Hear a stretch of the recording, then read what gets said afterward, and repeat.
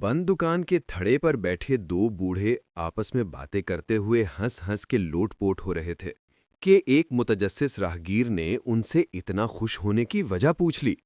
एक बूढ़े ने अपनी हंसी पर काबू पाते हुए बताया, हम मुल्क के मसाइल हल करने के लिए एक शानदार मंसूबा ढूंढ लिया है।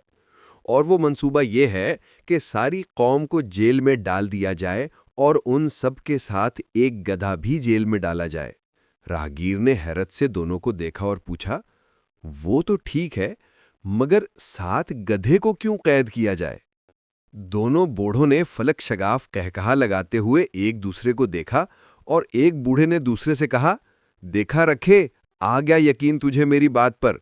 मैं नहीं कहता था कि ये कौम अपने बारे कभी परेशान नहीं होगी, सबको बस गधे की ही फिक्र होगी। क्या आप भी गधे के बारे में सोच रहे थे?